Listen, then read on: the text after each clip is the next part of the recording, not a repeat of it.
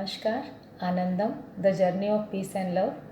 हमने जाना कि जीवन का आधार ऊर्जा है, कुछ शक्तियाँ हैं और हमारा आधार, जीवन का आधार, इस सृष्टि का आधार भी वही है। ये पूरी सृष्टि 5 तत्वों से बनी है: पृथ्वी, आकाश, जल, वायु और अग्नि।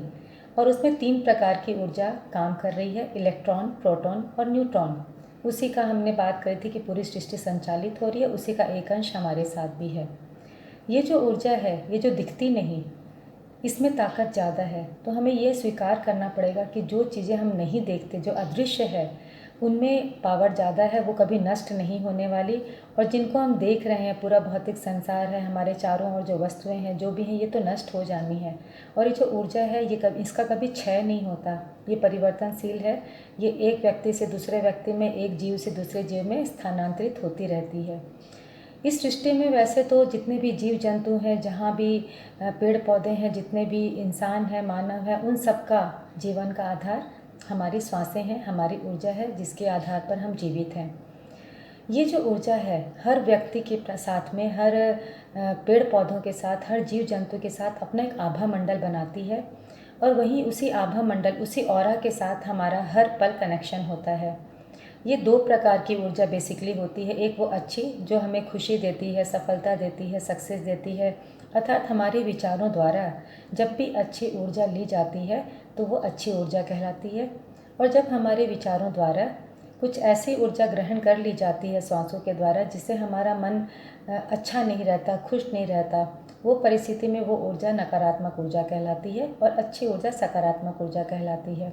जिस ऊर्जा में ये दोनों ही प्रभाव नहीं होते, अर्थात जब हमारा मन विचारों से खाली हो जाता है, तो वो जो ऊर्जा शक्ति कहलाती है, वो जो प्राण शक्ति कहलाती है, उसे हम ईश्वरीय ऊर्जा कहते हैं। उसके बारे में हम जरूर जानेंगे कि उसे कैसे पाया जाए, कैसे मेडिटेशन किया जाए, कैसे प्राणायाम किया जाए। अब ये जो ऊर्जा है हमारी, हम चाहते हैं कि हमेशा हम खुश रहें, उस ऊर्जा से हम घिरे रहें। एक एग्जाम्पल के तौर पे मैं आपको बताना चाहूँगी। आज मैं यहाँ से अगर किसी से बात करती हूँ, चाहे मैं अमेरिका बात करती हूँ, चाहे किसी से भी बात करती हूँ, वहाँ कोई तार का कनेक्शन है क्या? कोई भी तार का कनेक्शन नहीं है। ये ऊर्जा के द्वारा ही 1 सेकंड के अंदर हम किसी से, यहाँ से लाखों करोड़ों दूर, कितने मीलों दूर पे हम बात कर लेते हैं विदिन अ सेकेंड। मतलब ऊर्जा कितनी पावरफुल है कि 1 सेकेंड में हमारी बात करवा देती है। और आज की तारीख में जो मीडिया है, कितनी टेक्नोलॉजी आ गई है, जिसके माध्यम से हम तुरंत फ़ोटोएं देख सकते हैं, वीडियोस देख सकते हैं। ये सारा प्रमाण है ऊर्जा का। ऊर्जा के माध्यम से सारी चीज़ें हो रही है। आज दूसरा एग्जाम्पल मैं बताना चाहूँगी। अगर हमें कुछ इन्फेक्शन हो जाता है, सर्दी जुकाम हो जाता है, तो हम कहते हैं कि हाँ, एक दूसरे से इन्फेक्टेड हम हो जाएंगे। तो ये किसकी वजह से होता है? ये ऊर्जा के द्वारा ही उस वायरस के कीटाणु एक शरीर से दूसरे प्रवेश में श्वासों के द्वारा प्रवेश करते हैं। अर्थात ऊर्जा के अंदर में बहुत पावर है। और हम कहते हैं ना, जैसी करनी वैसी भरनी, जैसा कर्म करेगा वैसा फल देगा भगवान।